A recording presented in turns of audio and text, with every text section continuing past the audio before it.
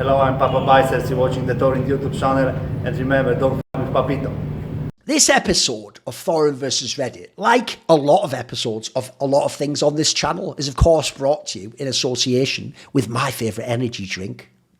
It's Gamer Sops, isn't it? And you can always get 10% off Gamer Sops using the code Thorin, Thorin. I would recommend some delicious flavours, like my current favourite one is Sakura Splash, that's sour cherry. I also really like lemonade. That's self-explanatory. And my classic go-to from the past is obviously Guacamole Gamer Fart 9000, which is just strawberry and lime.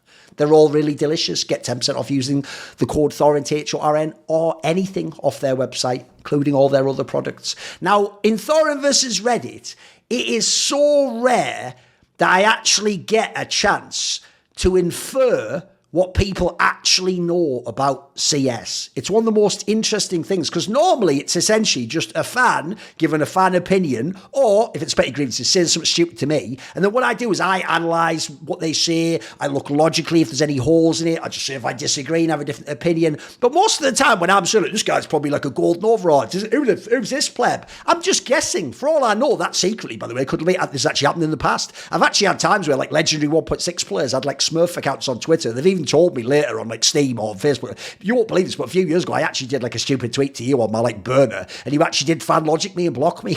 But fair enough, maybe I said something stupid. So actually sometimes there are people who are more knowledgeable than you know, but I think I have found, and here is the teaser, I think I have found one of the only times ever to show that Reddit in CS is filled with absolute noobs who either don't watch the pro matches and don't know what they're talking about, or even worse, watch, but they watch like an imbecile with no brain function watches a firework display. Like, they couldn't describe what's happening, any of the mechanisms, any of the physics. They don't know anything that's occurring. Who set it off? They're just an imbecile. They're a dog watching a card trick. So when they then come and critique me, Richard Lewis, Maui, Snick, Yanko, and they go, you know bloody nothing about this game. I'm about to show you the people on the CS2 subreddit, Global Offensive, to a man know fuck all about esports and Counter-Strike. Let's go. So see this thread here? This is a thread where good old Madja, you know that guy? Leader of Eternal Fire. I knew him as a French Counter-Strike player back in 1.6, even played for Team France. But bizarrely, now he's just like some Turkish guy who's only in Turkish teams and everything's about Turkey. So okay, Turkish player Madja did a tweet where, it's quite a reasonable tweet, he just decided where, cause the new, this is the key thing here, you know everyone's been asking for both Vertigo to go out, and then the map we all want in now is the train rework, right? People used to say Tuscan for a long time, but there's never actually been a working, really good version of Tuscan in the game. That was always in development by Brute or whatever, and then it was actually somewhat fucking scuffed as a map. And I was never a big fan of Tuscan in 1.6, by the way. So I was never the guy going that ham for that. I used to say I wanted like a different map, like Cash to come back or Cobblestone or something. I would bring fucking Overpass back now, but that's just me. So since everyone's been saying, of course, take out Vertigo, and then everyone's like, well, yeah, put in Train. Since Train now is actually kind of a bit shitty, I'm hearing by other people, I haven't played it, they say this new version isn't ready for competition. It's actually not very good. It's not particularly like the old Train. So what happened is Magic came in and he said, hello, Vertigo over Train right now. Players who like Train version right now are delusional. It's not our first love, Train, ... This girl becomes something else, man. Now, here's what is fucking glorious. Are you ready? This is going to be so fucking satisfying. What I'm going to do is we're just going to scroll before I tell you what the key smoking gun is. Spoiler, it's the dog that didn't bark, if you know the Sherlock Holmes story, where there's a story where essentially the gist is, at one point he is able to infer what happened in this particular criminal case, because they said there was a dog in this like yard, but if there'd been a dog there, then when this person went through the yard, why didn't the dog bark and why didn't anyone hear it? So what that implies is you either didn't go through that yard or the dog wasn't there. So you get the point that it's actually what you're not saying gives away actually what really happened. So we're just going to go down and look what people did talk about in this thread, and it's going to get really interesting when I drop the penny for you at the end. So look here, Madger, train as a whore, because he did that whole thing about being a woman. Here we keep going. Impossible to tell, really, until train gets into the pool. It's about the metas. Yeah, we all agree with that. Yeah. By the way, bazillion points. This has 800 points as a thread. This has like loads of points on all the top comments. 500 points, 330 points. Keep going down. 500 points. CS players hate new things. More news at 11. Usual Reddit shitty comments. Keep going down. Nato Suffix comes in. Famous semi-pro / streamer. I actually like playing the new train. Granted, I've only played it 2 times on Face It, taken everything. Got another one, 240. He calls out players who like train because it's not first love. Meanwhile, he's stuck in a nostalgia loop. So the only criticism so far of Madger bigging up Vertigo over train is the fact that like he's nostalgic. So let's keep going. Yeah, he's kind of right though. Performance is bad. These are all like points, upvotes, keep going down. New trains, Ivy area's fucked. Only way it'll get better is when it's played. Train is not really better. I'm all for removing Vertigo, but I'd rather have Pass back. You keep going down. Look, these are all upvoted comments, by the way. You keep going down. He's not wrong. Reddit level 3 Face It guys know better, and the map is very good. Thumbs up. Keep going down. He said, nothing wrong. Train used to be my favourite map. I agree. It's not the train I love. These are all upvoted comments. 23 points. Keep going. The idea that a map has to be competitively viable. 27 points. We had Nuke was 12-3 in balanced map for years and years. Keep going down. You're going down.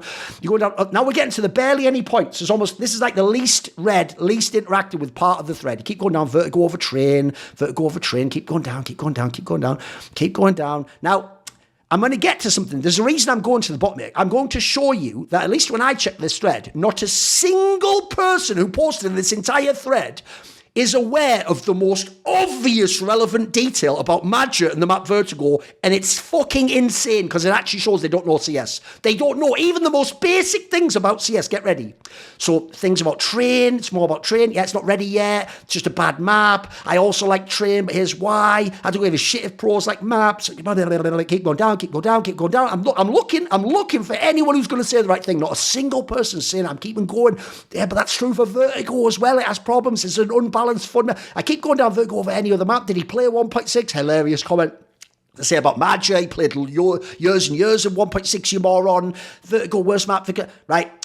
We're going to go all the way back now, guys. I'm now going to explain the smoking gun that this thread shows. Not a single person who goes and commented, at least in this thread, and I would suggest because it was an 800-point thread, just generally people on Reddit. Are you ready for why Reddit's esports knowledge in Counter-Strike is impossibly low? Like, I am actually shocked to my core. Not a single person even made this point.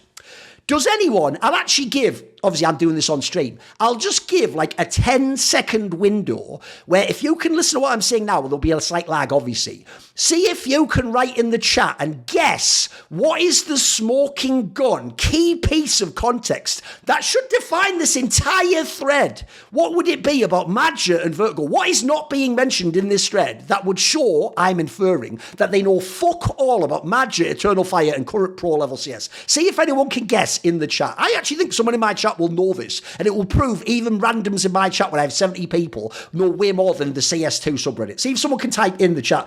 Boom! Straight out the gate, the first fucking comment made here, I won't say by who, says it's their best map, right? Not a single fucking comment in the entire thread. Remember, guys, before you go, yeah, but Thorin, absence of evidence is not evidence of absence. Maybe everyone just knew that he knew that. No, this is Reddit, sir. Reddit isn't even about having discussions. Reddit is about saying shitty reply guy things like, yeah, but what about this? Yeah, but you would say that because you're biased in this way. Yes, but obviously he'd say that because he was good. That is the go-to move on Reddit because it gets you updo. So the people go, oh, wait, shit, he's right, he got him, and then it upvotes. And already, Reddit isn't about in-depth discussions and new comments, it's about saying the most obvious, most upvotable thing, so that when people give the updates, you get validation, and you were right, and you were like the vanguard of that shitty opinion. So it is fucking insane that not a single person mentions either of these two things. One, no wonder you want Vertigo in still. It's been your go-to map the entire time you had this last roster. And two, if that gets taken out for any other map, you will be way weaker. It's not even about Vertigo. Now, the reason this is mental is because if you went back years and years in time and there was a thread where it would be like, fucking the best examples would be like MSL would be like, nah, don't take Cobblestone out. And everyone knew that's because other teams had Cobblestone as a permaban. MSL loved Cobblestone. So you'd have these maps. Or how about when Nuke was all scoffed as the rework? Magically, Virtus Pro, who was the best on the map, they thought we should keep the rework of Nuke.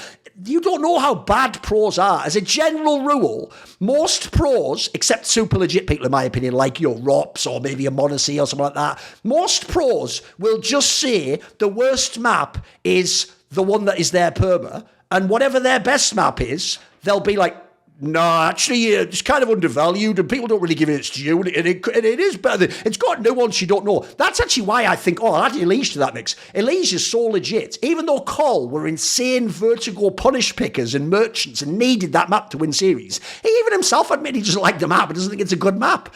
The difference is 99% of pros are just mad biased. Why is not a single comment in this thread about the fact that Eternal Fire were fucking Vertigo merchants? Watch this.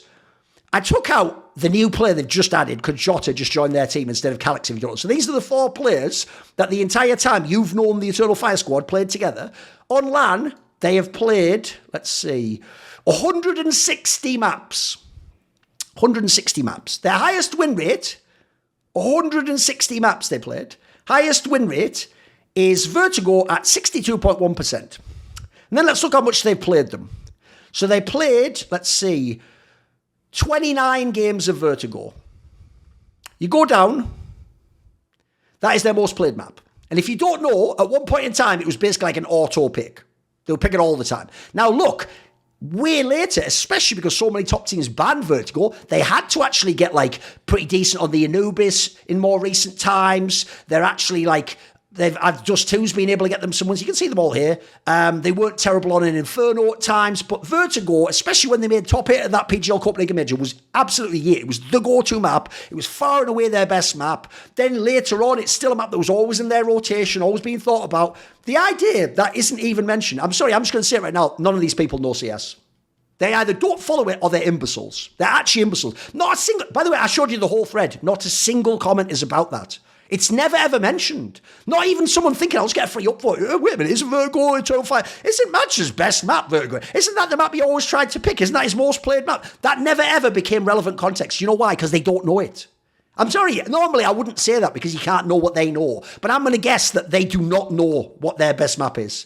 I think these idiots are there. If you don't know, the average fan doesn't even look at stats, by the way. What they do is they just remember things. And so when they saw a team win a game on Just 2 T-side, they go, they're pretty good on Just 2 T-side. And that might be the 1 time out of 10 they were ever good on it. In that guy's brain, yeah, he's pretty good on T-side. That's why, by the way, you'll have players who statistically are 4 times better than another. But a moron will be like, yeah, I think they're sort of similar. Because he's remembering one half where that guy dropped the 20 bomb. The lesser player will go, nah, he's actually underrated, that guy. So these people know fucking nothing. Next time you see them dissing other people, think of all these 500, 300 comments and not a single one of them. Not a single one ever mentions it. And by the way, here's another thing about Reddit. Everyone knows Reddit is never about discussing the principle and the topic. Their go-to on Reddit, because they're pissy little shitters at school and work and alt-tabbed out of a game, is to talk about the person. They talk about the headline or the person the headline's about. So how would it not be relevant that it's Madger? They're having a conversation like this was just like, hey, HLTV asks, what do you think about Vertigo versus Train? That would make sense in this thread. Instead, Madger's there, but no one's mentioning the context of Madger, his team and their history on Vertigo. That's not relevant at all to his thoughts now about this sense. By the way, I will say, I don't even think he's not full of shit. I imagine he's just saying Vertigo Train's really bad. But I think, bearing in mind, as far as I know, almost every single person I know in the pro scene that thinks Vertigo isn't just even bad and should be removed. They think it's actually fucking terrible. So the idea that that wouldn't be relevant when his team always wants to pick it, that's never even mentioned. No one even makes that point. Well, obviously he'd think that. I showed you, it's not a single comment in the whole thing. There's 244 comments. This was made 5 days ago. I purposely waited a few days to give it a chance. Maybe someone would come in eventually. Maybe the thread would turn. It never turned. They're imbeciles. They don't know CS. Here's a good one. Another example where fans just don't know what the fuck they're talking about. So Team Spirit presented a graffiti concept for that 1v5 insane clutch that Donk did, right? Now, here's another thing. This is a thread with 1,288 points. It has comments of 700. When you read some of these comments, these people didn't even verse themselves in what the graffitis were in the past, the context of them, and when Valve seemed to give out graffitis. First of all, Valve hasn't given out graffitis for years. I think the last one actually might have been the fucking dossier, like Holy Hand Grenade or whatever the fuck from like PGL Krakow 2017. Was the one after that? I don't think so, because obviously to me, the next major was obviously the Boston one. I think they should have had a major graffiti. I've made a whole video about it on my YouTube for Stewie 2K. You should have had one where it was like, whatever, like 4 bullets or I think it was 3 bullets, or 3 AWP bullets left, and he had to get 3 kills, didn't he? So I would have had something like that. I did a whole video, if you don't know, with a bunch of, I said, device for the Starladder Berlin one should probably have one with 3 bullets and a pistol and 3 headshot, whatever. The point is, there's a bunch of them. Now, what's weird about this thread is it's a bit like the Magic one. You're going to find out a load of people have really strong opinions authoritatively, but they don't even know what they were talking about in the first place. So spoiler, I'll do the same thing again. I'll read some of their comments, then I'll explain why it's absolute nonsense. So here's a good one. If Valve would put graffiti for every insane clutch, there wouldn't be any space left, lol. Right, just so we can get this out the way. He's implying by, if Valve would put a graffiti for every insane clutch, there wouldn't be any space left. Right, we're not just saying, hey, there was an insane clutch, give it a graffiti. What people are actually saying, now admittedly, this is before they'd actually won the major, is they're basically saying, Donk, by the way, probably the best player last year, or contender for it, one of the best players ever he's going to be. He did probably the most insane clutch ever at a major, by the way. We're not just saying a good clutch and say, oh, what an insane 1v2. He did a 1v5 that was almost unwinnable. Even when Skulls did his version, his was way worse than Donk's. His was nowhere close to Donk. So we're talking about like one of the top 5 clutches ever in the history of the major. So actually, we'd have loads of space left if we only give really insane clutches graffitis. So that's already one thing right there. But then let's keep going down. It's true, and this clutch absolutely isn't even close to being graffiti worthy. Right, okay, so now we're going to find out what criteria gets you a graffiti. Oh, he doesn't put any. He just goes, it isn't close to being worthy, 305 points. No reason given, this is just a statement of fact. That being said, it's been years since they put out graffiti, and there's been plenty of moments deserving of it. Again, 0 instances given.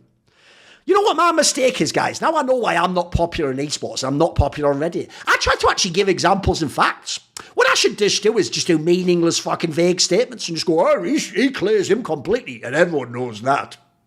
And just leave it there, then you can just insert whatever reasons you think why, for or against. Keep going down. The only acceptable levels of clutch is if Simple completed his in the 14-14 round, it probably wins the semi-final, and that would have been graffiti worthy. That's the level of clutch required for a graffiti. Okay, interesting. Brother, Olaf Meister has a graffiti because he decided to go for an unnecessary diffuse in fire, which wouldn't change anything. Oh, that's right. It took us a few comments. We already had all these, but we've already nailed that their entire premise was Fugazi.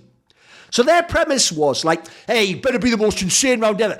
Almost every graffiti that currently exists in the game is for a player worse than Donk's 1v5. Almost every one. Let's run through some of the fucking graffitis. There's Olaf Meister diffusing a fucking bomb on overpass at ESL1 Cologne 2014. They do win that semi, but I think the game even went to overtime or something. He didn't even win that major. So first of all, you'll also see in the thread, there's a bunch of people who've decided, apropos of nothing, that one factor is you have to win the game and or the major. If you don't win the major, why do you get a graffiti? Which is mad, because most of the graffitis are people who didn't win. If you didn't know, by the way, there's even a graffiti for fucking Olaf Meister for the Olaf boost, where technically his team forfeited that match and lost in the quarterfinals of DreamHack Winter 2014. And by the way, are we acting like the Olaf Pass boost is more skilled and more insane a player than fucking Donk 1v5 at a major? What are we even doing? And I just pointed out, we have a graffiti of a fucking grenade being thrown after time just to damage the economy of the other fucking team. And it was a guess that they'd even be there. That's better than Donk 1v5. What are we even doing? They've done this thing everyone does, where if you let a pleb set the criteria, they will just make it so nothing can meet the criteria, even though all the things that previously got into that category also wouldn't fit the criteria. I've given this example many times, so I'll be very, very quick. In StarCraft Brood War, they had a term called bonjour, and it meant a player who stands above all others. So even though that's a nice vague thing, that basically means like the dominant player of an era who's like has no peers, people took 4 players and gave them that status, some of them retroactively. Then they made rules so no one else, including Flash, could ever be a Bonjour, even though individually he beat most of the other Bonjours in most areas, but they would make rules for him that didn't even apply to the other 4 Bonjours. In fact, collectively, all the rules didn't apply to all 4 entirely. So logically, no one could ever be a Bonjour, because that's what idiots are like. To be right, they'll just make up a rule. So let's keep going down a little bit. Let's see. That's the thing. A graffiti has never been given to an ace clutch. By the way, can I just throw this out there? Because people incredibly rarely ever do ace clutches. So the idea you did it at a major on LAN is bonkers. So that alone makes you should at least be thinking about maybe doing it. Especially because this wasn't like fucking MIBR versus FlyQuest in the first Swiss. This is fucking Donk and Spirit, for fuck's sake, in the like main Swiss bracket. So the idea it's not iconic, I mean, it just is. It just is. I don't even hate this one where this guy says he thinks that Nico's miss could have had a graffiti. It could. That was a mega iconic moment. That's like the Olaf pass one for me. That would be an awesome thing to have every time he came up the ladder on Nuke. Like Nico fucking slightly missing with a bullet off to the side or something, or like almost like just skimming someone's head or some cool image like that, right? But you see, they just make up a million of just fucking weird things. Just a million things here. Classic banter. I don't think this is graffiti worthy. Ready? It's a ridiculous clutch, yes. 640 points. But given the history of graffiti performances, it's a little bland. So, what? What? Donk 1v5 is too bland for you. I just said a fucking grenade to do economic damage after a round is finished. Go to a graffiti. You don't even say there to take away that graffiti. Like, he actually thinks that it's bland to do a 1v5, impossible 1v5, by the way. Not even from CT side, in T side 1v5 into all the CTs. And then he tries to imply that that's bland, but diffusing while being on fire, that does get you a graffiti. This is why democracy sucks, because dickheads have shit ideas and other dickheads agree. What? Just a million people saying the same thing. 1,000 points. It's obviously a great clutch. No, it's one of the best clutches ever done in the history of professional Counter-Strike. You do understand that, right? But it's not really a graffiti-worthy moment. It happened in a group stage match. So now the new rules drop, guys. Group stage match stuff can't have the fucking graffiti. Reason why? No reason. Oh, no, wait, sorry, he did give reason. Neither team was even in danger of being eliminated. Right. So now, unless you're in danger of elimination, you can't have the graffiti. So let's just go look this up, shall we? Let's just go here, go Fnatic. Because, spoiler, off the top of my head, I have a pretty insane memory, but I'm willing to be wrong. I think at ESL Cologne 2014, that the overpass map that Fnatic won, first of all, they won the semi 2-0, so by definition, they were never in position to be eliminated. And I also think it might even have been map 1. So let's go and look. Semi-finals. This is 2015 I've looked at here. Right.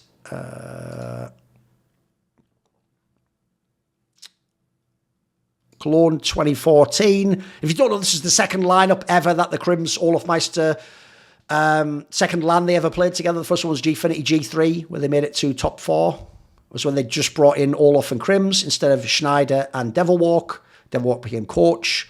So let's go down to here. Oh no, it was the second map, but Fnatic wasn't going to be eliminated, by the way. In fact, Fnatic had won map 1. So by definition, Fnatic wasn't at elimination point in that game. So immediately, logically, we should just be taking that off Fnatic, right? There we go. I mean, now we're just adding mad rules. Like, because Heroic won the next round to close out the map, that means this isn't a graffiti. What are these rules we're making up, by the way? What are we even doing? Guy even says here, Olafmeister Molotov views completely unnecessary. They would have won the round anyway. He goes, it was still iconic. So what they do is they just get to define what's iconic. By the way, if it wasn't for the graffiti, I am willing to bet none of the people in this thread would even know about the Olofmeister Diffuse, since his team didn't win that major, and at the time he wasn't a super famous player. It was the next year he became the best player. I think it's only the graffiti, so if anything, this makes my point for me, that makes people remember that. You want to know the difference? In 5 years, if you ask someone, remember when Donk at that major did a 1v5, they'll say yes. That'll be an incredibly memorable round. You'll never forget that round if you saw it. Not least because people do 1v5 so rarely on LAN. This guy makes a good point. Who's to say what's graffiti worthy and what's not? He agrees also the Molotov Diffuse one. I agree with him, by the way. Also, by the way, it's obviously Valve that does decide the graffiti's not us, isn't it? So there is just that.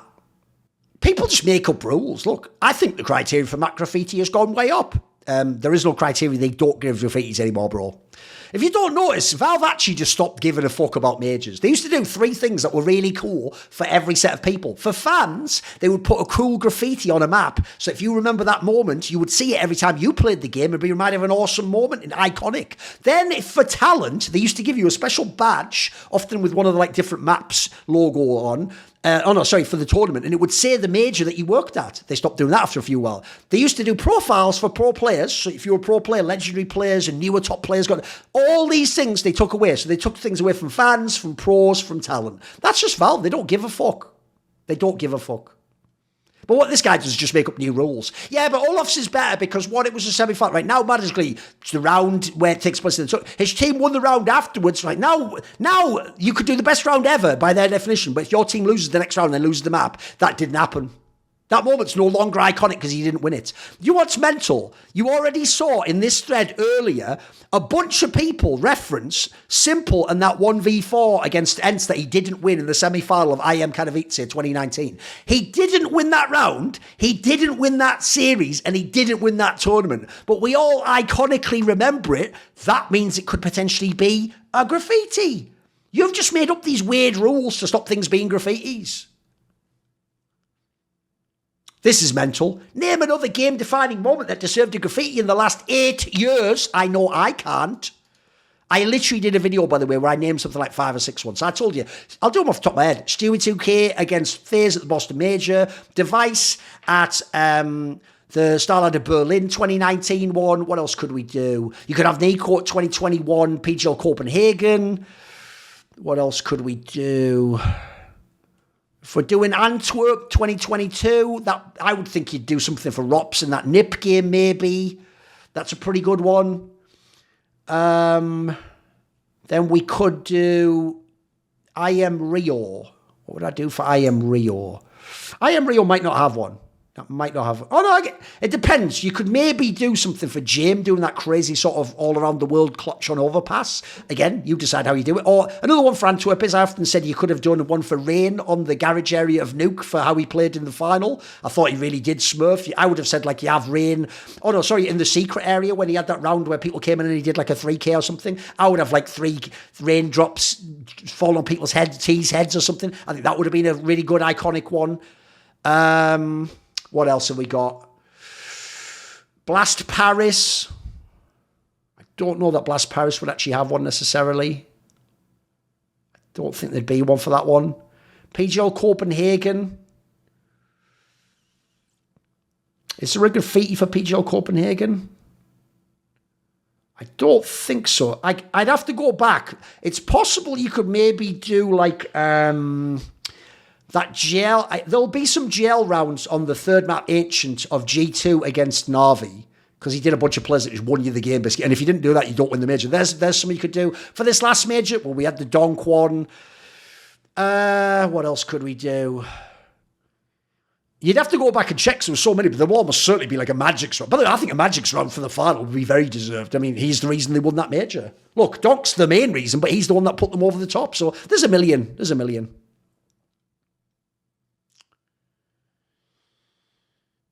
Oh yeah, I also think, by the way, the Rops jumping no scope, even though you lost, I would put that one immediately. The game would have been over. It extended the game and kept FaZe's possibility to come back alive from one of the most bonkers... Like that one, by the way, that might be the most impressive round ever at a major, that 2v4 or whatever it was. Like, that was impossible. So even though they didn't win the game, they won that round. That was an unwinnable round. So I think that was a fucking insane one you could have had.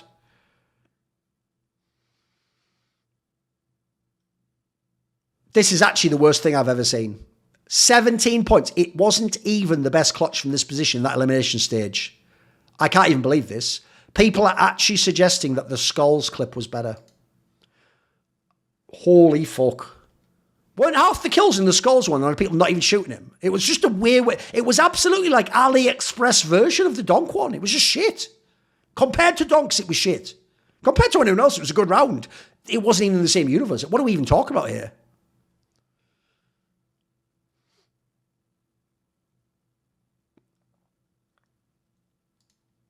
Here's a good one.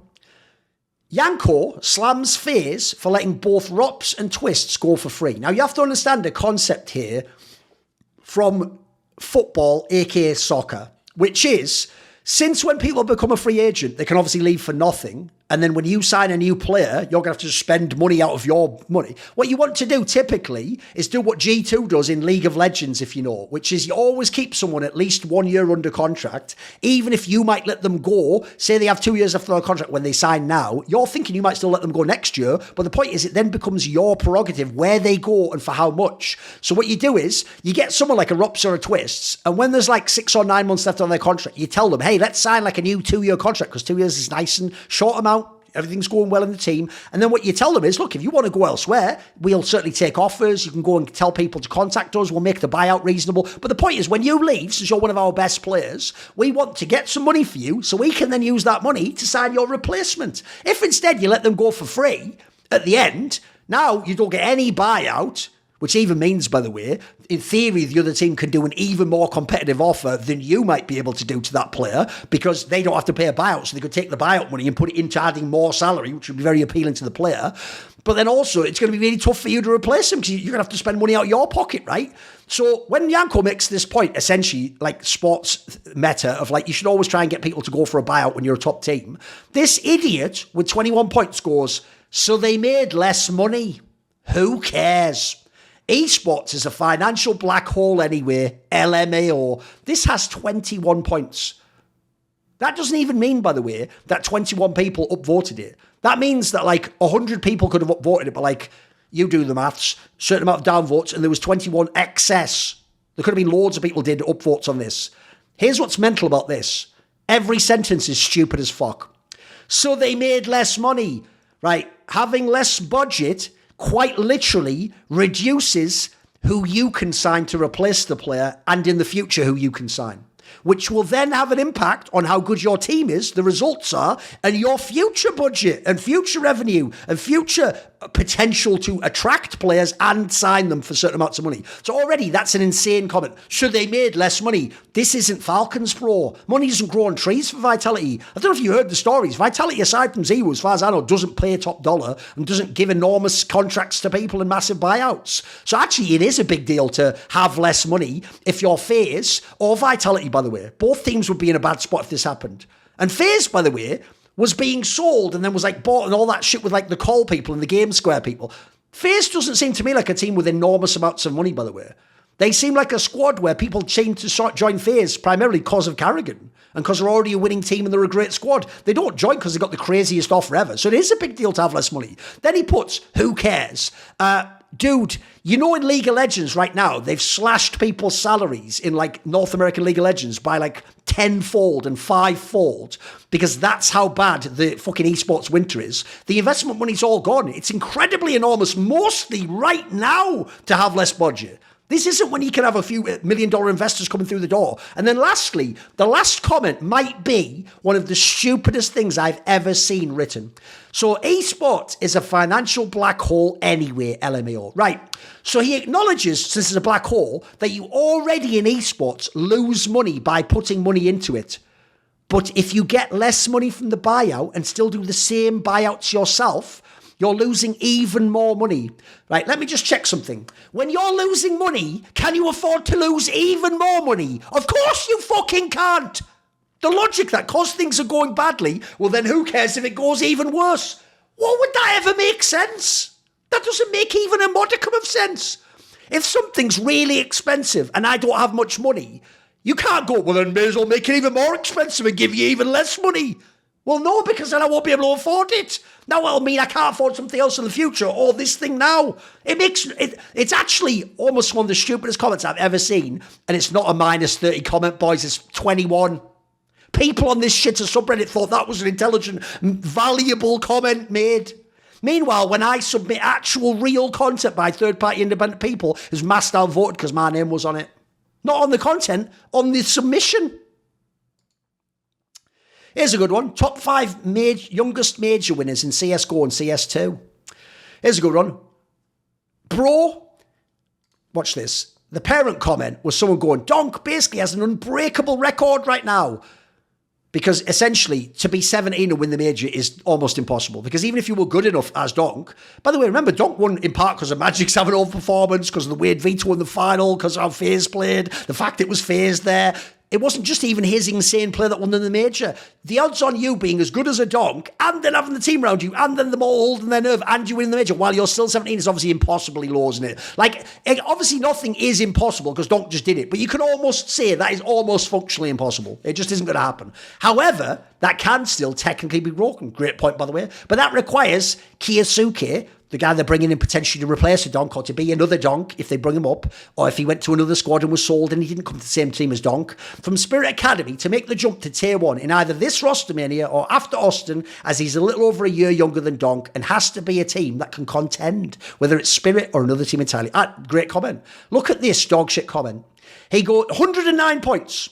He goes, bro, you realise that there will be more prodigies in the future that might be even better, right? What? There's actually people, because remember, this isn't a random guy, 109 points. The actual consensus opinion after watching what Donk just did, if you don't know, Donk didn't just do the best rookie year ever in CS. It might even be in the history of esports. And by the way, Faker's rookie year, he was the best player in the world and the world champion and the domestic champion. So that's already crazy enough. So by definition, no, there won't be other players have rookie years like that straight out of the gate, which they have to remember to be younger than Donk to win. Not only is that insane, but we all just did a whole thing after the major where we actually did a fucking shadow box, not of Donk against the other great rookie years like Ziwu and other. No, we did Donk against fucking Simple's peak year, from which we call him the GOAT of Counter-Strike, either 2018 or 2021. So what we're saying is that might be the greatest outlier year ever, especially in the context of being a young player, in the history of CS. Very likely, maybe even esports. But because to a moron, line always goes up, always going to be growth, always everyone gets better, evolution, bruh. Well, yeah, there'll definitely be way more prodigies like Donk who'll be even better, right? No, I'm going to go ahead and just guess there won't be. Saying that it is unbreakable, or that only Keisuke can do it, is just ignorant. Get ready for why it's just ignorant. It's ignorant, so you're ignoring things intentionally. You're ignorant of the facts of reality. Simple used to be touted as a once-in-a-lifetime talent. Right, what do you mean used to? Even the used to is weird there. But watch why. Simple used to be touted as a once-in-a-lifetime talent, and then Ziwu came along. He's actually acting like that. Like he doesn't even say it himself. He just takes it as granted that you acknowledge that Ziwu proves Simple wasn't a once-in-a-lifetime talent. Now, what I don't get about that is I don't think Simple is worse than Ziwu, and I don't think Ziwu is as good as Simple. And I think actually Ziwu lacks in some quite specific areas that Simple is amazing at, and that's why Ziwu actually has had some issues doing some of the things Simple has. But no, let's just assume, because HLTV told you, well, one of them's number one and then another one's number one. Well, all number ones are just equivalent, right? That's how bozos think. So Ziwu came along, right, get ready. Ziwu was touted as the best prodigy, and then Donk came along. Right, so far, in the history of Counter-Strike, he's nailed 3 players ever, and I don't even accept this premise about Ziwu. Now, what's weird about that comment in itself, by the way, is he's not giving any context. He's just saying, essentially, what I'm assuming is he takes them to be number one. So Simple was a number one, and then Ziwu was number one, and then presumably Donk's going to be number one this year. Because they're number one, they're all the same. So they're the same player. Someone better will always come along as long as the game is thriving as it is right now. Right, by that logic, Ziwu was better than Simple. Now, that's an enormous can of worms to open, but he's just taking it as granted. And then we're also all agreeing that Donk's better than Simple and Ziwu. Even though, by the way, this is just in general. Remember, the original context was you have to be the youngest winner ever of the major. He's talking about just in... I think even the statement there'll just always be prodigies who are greater than Simple and Ziwu and Donk in the future, definitely, is insane in itself. But then the idea there'll be, because by the way, spoiler, Simple and Ziwu were nowhere close to getting this record. They were nowhere, they were years off this shit. Kind of like records in traditional sports get broken time and time again. Except in traditional sports, they literally fucking nerfed the defensive rules in the NFL, the NBA, and football, soccer. That's the reason the stats go up. Now, certainly in football, you could say things like more goals created, XG concepts of like passing around the box and not taking long range shots. That increases it a bit. But part of it is you can't foul people like you used to in 1990 in the fucking Division 1 or whatever, can you? That'll be a fucking yellow card immediately, if not a suspension. You can't see the referees on this angle and hide behind someone's leg and see the linesman's looking that way and then push someone like that. You'll get caught on the fucking camera and they'll do a VAR and shit like that when you're in the penalty box. There's a million reasons as to why all this shit is.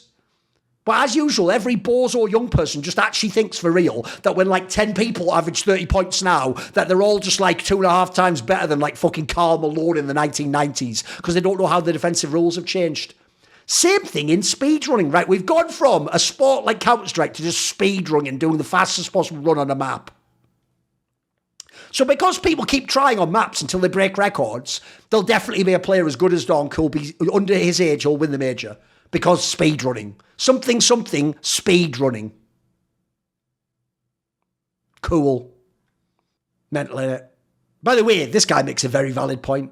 It took 7 years for Kirby's record to be broken. And by the way, Kirby wasn't even the man who won that major. He was definitely good in the final. But like, the best players on that team were obviously fucking Device and... Actually, at that point in time, Dupree wasn't it because it was Kirby. It was actually probably Device. Probably mainly was at that point in time, right? So if you always get people come along, why didn't someone just instantly snap Kirby's record? Why did it take 7 years from Kirby to Donk to break the record? By the way, surely you would acknowledge that Ziwu and Simple are better than Kirby. So logically, why did... And by the way, they were at 17 too, and 18. So why didn't they just break this record? That's what's so fucking boring. The stupidest part about it is not only is it an absurd premise, I don't accept that you'll definitely get prodigies better than Simple and Ziwu and all that shit and Donk, but also they'd have to be in almost the perfect scenario to win this fucking thing and break the record. But he's taken an insane first condition, have a player as good as Donk or Simple and Ziwu. But then, and by the way, that's not even what wins you, hence Kirby setting it not Simple and Ziwu. But also then you'd have to be in a team capable of winning the fucking major. And that's just like, yeah, no problem. It's all because this person put the word unbreakable. By the way, by this guy's logic, almost nothing ever can be said to be unbreakable. It can't even be used hyperbolically. It can't be used colloquially. Unbreakable must literally mean it's not possible to break the record. So by his logic, Valve would have to actually say, you know, Donk's birthday when he won the major, that's the new rule. You have to be 1 day older than that to play in a major. There you go. It's now an unbreakable record. Except that's not at all. What he's making the point of is, he even said basically has an unbreakable. Because what he's pointing out is how hard it was. He even says you can technically do it. So then the reply goes, yeah, but you know... And the difference is he gets 23 points, which means dickheads literally downvoted him, by the way. And this fucking imbecile gets all the upvotes. For just saying, well, of course there'll be another Donk and Ziwu. Because there was Simple and then Ziwu and then Donk. What are we even doing right now? Monacy to stay with G2, not leaving for Falcons. However, G2 made it clear they will not entertain offers for the Russian star, who is in contention for the title of Player of the Year. This is just after the major was won. Well, come on now, let's be real. He ain't in contention anymore, as unfortunate as that is for a fan like me. 407 points from a G2 player. What I don't get is this. I would understand if they said, for HLTV, he's not in contention anymore, because HLTV very likely will give it to Donk because of the numbers, and being the major MVP, and winning the major and kind of eats it, all those facts. But what's weird, I don't get this. All the experts I know have the battle as Donk versus Monacy. I don't even know an expert that still has Ziwu as, not only in the battle, I have him in the battle, I just don't count, it just gets to be third for me. I don't know anyone who has him first. I don't know any expert who has Ziwu first. But now we're pretending there's not even a battle. It's just Donk. Because Donk won the major, it was Donk the whole time. What are we even doing here? I mean, I just made the point earlier. If Magic didn't play how Magic played, Donk wouldn't even have that major. Now, Donk would have played the same. So if you still think it was the best ever, he might be. By the way, I think this is the worst year ever to do. I think it's the hardest ever. I think there isn't even a 1 and 2. I think there's a 1A, 1B. So I've had it as modesty for most of the year because I love super clutch play and people who have like creativity in big matches. But I also think Donk's the best player I've ever seen when I watch him play. So I have a hard time with it when I go back and forth, depending on who I'm watching. But apparently, I'm just a bozo, still thinking it was even debatable. Now that Donk's won, it's just over and Donk's the player of the year. End of story. Maybe next year. Okay. They say no man is an island. We all need people who've got our back. And supporting me and the content on my channel are the following people: Matt Pugnatio Rajcula, The Concept, Animosity, Banediesel, Ben Glass, Jasun, Jensen Goh, Tosh, Torin, and you know it. Always a special thanks goes up to my main man, Jerky's Minion. Do you want to ask a question for my video AMA? Do you want to take part in one of those lengthy discussions where I talk about whatever topics are on your mind? Do you want teasers, find out who the upcoming guests are, or maybe even to suggest a guest or a topic for my content? If any of those perks or others catch your fancy, well, put your money where your mouth is and join the Skrilluminati today, where? In the Patreon link in the description box below.